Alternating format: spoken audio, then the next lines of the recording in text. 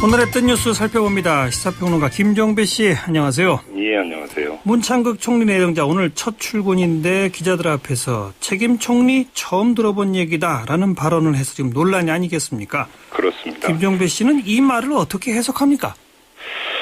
제가 볼 때는 아주 솔직한 표현으로 해석을 하는데요. 어제도 잠깐 말씀을 드렸지만 이 문창극 지명자 같은 경우는 사실은 행정 경험이 전혀 없는 사람이고 예.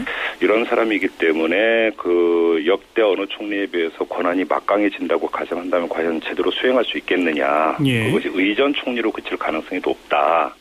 일단 이렇게 뭔가 어제 말씀을 드렸고요. 그 연장선상에서 솔직한 표현이다라고 이제 평가를 하는 거고. 예. 이 문창극 지명자가 이 이야기를 하면서 한 가지 더 덧붙인 게 있지 않습니까? 우리나라와 같은 강력한 대통령제 하에서는 이라는 말을 했단 말이죠. 예. 이런 것들을 볼 때 결국은 지금 많은 사람들이 분석하는 것처럼 어차피 문창극 지명자가 총리 자리에 앉는다라면 컨트롤 타워는 청와대가 될 가능성이 높다. 예. 이렇게 이제 보고 있는데 그것은 솔직하게 표현한 것이라고 저는 받아들입니다. 그런데 세월호 사고 이후에 총리실 산하에 국가안전처도 두고 행정혁신처도 두고 위상이 강해지고 그래서 책임 총리가 올 것이다. 책임 총리식으로 운영하게 될 것이다. 다 그렇게 예상했잖아요. 그렇습니다. 그런데 정작 총리에 지명된 분은 그거 처음 들어보는 얘기다. 뭔가 앞뒤가 안 맞는 거 아닌가요? 그러니까 사실은 행정혁신처라든지 국가안전처 같은 경우를 다시 되돌아가서 볼 필요가 있는데요. 오히려 그것이 청와대가 컨트롤 타워가 돼야 되는 것이 아닌가라는 이야기가 전문가들 얘기에서 계속 나오지 않았습니까? 예. 그럼에도 불구하고 왜 총리실에 설치하려고 하는 것이냐 여기에 대한 문제 제기가 사실 있었어요. 예. 그런데 이거에 대해서 어떤 분석이 있었냐면은 이 청와대가 그것을 직속을 해서 관장을 할 경우에 나타날 수 있는 정치적 부담이라든지 이런 것들을 차단하기 위한 조직 개편 아니냐라고 하는 지적이 있었다라는 것이죠. 예. 그러니까 내용적으로는 사실은 청와대가 관장을 하고 형식적으로만 총리가 관장을 하는 것으로 둔다고 한다면 총리가 누가 되느냐의 문제는 사실은 그렇게 중요한 문제가 아닌 거고요. 여기서 또 하나 주목해서 봐야 되는 게 경제부총리는 있었지만 사회부총리를 또 신설하죠. 예. 신설을 한다고 하는 거 아니겠습니까? 교육부 장관이 이제 겸직을 하게 되게 되는데 예. 쪼개지는 것이죠, 내각이. 여기에다가 외교안보부처 같은 경우는 사실은 국가안보실을 축으로 해서 움직이게 되는 거고요. 그렇죠. 이렇게 본다면 사실은 이 총리가 책임 총리가 된다, 실세 총리가 된다고 하는 것도 그것을 기정사실로 전제해놓고 봐야 되는 것이냐도 사실은 원점에서 다시 따져봐야 되는 부분이 있다라는 것이죠. 예. 혹시 말이죠. 아직 청문회도 거치지 않은 총리 지금 후보 지명받은 사람 입장이기 때문에 책임 총리 이런 얘기 지금 할 계제가 아니다. 그런 겸양의 말로는 해석할 수 없나요?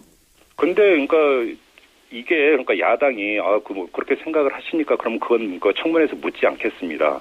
이렇게 갈 수 있는 성질의 문제는 아니고요. 물론 그건 아니죠. 예. 또 어차피 정부 조직 개편안이 이제 국회에서 논의가 돼야 되지 않습니까? 그러면 그건 연동이 되게 돼 있다라는 것이죠. 그러니까 겸양의 말을 한다고 해서 이게 청문회 과정이나 이런 데서 이것이 논점이 안 될 수 없는 성질의 문제를 갖고 있다라는 것이죠. 이건 쟁점이 되겠죠. 오히려 그것이 그렇다면 본인이 그렇게 이야기하는 것이 청문회에서 오히려 더 쟁점이 될 수가 있는 거죠. 아주 핵심 쟁점으로 떠오르겠죠. 그렇죠. 오늘은 일단 아주 짧게 얘기했기 때문에 청문회에서 정말 또 구체적으로 뭐라고 더 얘기할지 조금 더 지켜보도록 하겠고 어쨌든 그럼 김종배 씨는 뭔가 의전 총리로만 가게 되지 않겠나 이런 전망을 하셨는데 그런 연장선상에서 앞으로 단행될 청와대나 내각 인사의 방향도 한번 가늠해 볼 수 있을까요? 그렇죠. 그러니까 제가 볼 때는 주목해서 봐야 되는 것은 청와대 개편인 것 같습니다. 예. 그러니까 지금 어제는 나오지 않았는데 오늘 이제 나오고 있는 이야기가 문창극 지명자가 발탁이 됐던 배경에는 김기춘 청와대 비서실장과의 인연. 이게 이제 큰 역할을 한 것으로 지금 보도가 나오고 있지 않습니까? 박정희 기념재단의 이사장과 이사였다는 거 말이죠. 그렇습니다. 이렇게 만약에 지금 보도의 기초에서 볼 때 이것이 김기춘 실장의 작품이라고 한다면 어차피 지금 실권이나 이런 것들은 김기춘 실장이 행사를 하고 있다고 봐야 되는 거고요.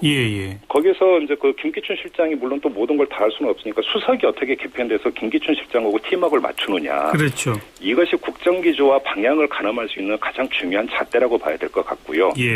그 다음에 이제 내각 개편에 있어서는 정치인 입각들이 계속 나오고 있습니다. 경제부총리의 최경환 전 원내대표 이야기도 나오고 있고 사회부총리 같은 경우도 정치인 기용 이야기가 나오고 있는 것인데 이 이 점에서 볼 때 그 실세 장관, 한 부처에 있어서 실세 장관이 오느냐, 아니면 말 그대로 그 이 조각 단계에서 박근혜 대통령이 중시하고 편중했던 관료 출신들이 오느냐에 따라서 예. 청와대의 컨트롤 기능의 경중이 조금은 조정이 될 수가 있을 것 같아요. 물론이죠. 예.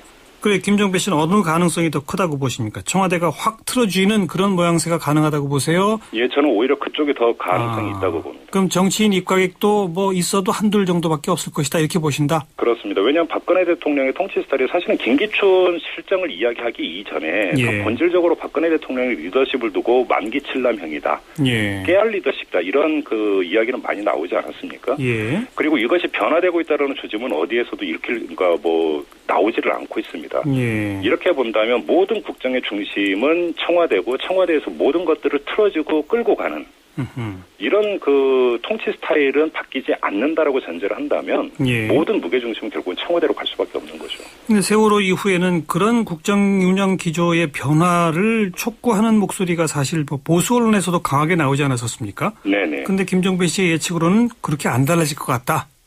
그러니까 이 지방선거에 대한 평가를 청와대가 어떻게 하고 있느냐, 아하. 그리고 그 지방선거에 대한 메시지를 청와대는 또 어떻게 받아들이고 있는가의 문제가 핵심인 거죠. 예. 밖에서 무슨 이야기를 하는가가 중요한 게 아니라 예. 근데 지방선거 결과를 놓고 보면 청와대 입장에서는 선방했다라고 평가를 할 수 있는 여지가 많이 알겠습니다. 있다라는 것이죠. 그러니까 그냥 그대로 간다 이렇게 전망하신다. 예예. 김종배 씨의 전망이 맞을지 지켜보겠습니다. 네. 수고하셨어요. 고맙습니다. 시사평론가 김종배 씨였습니다.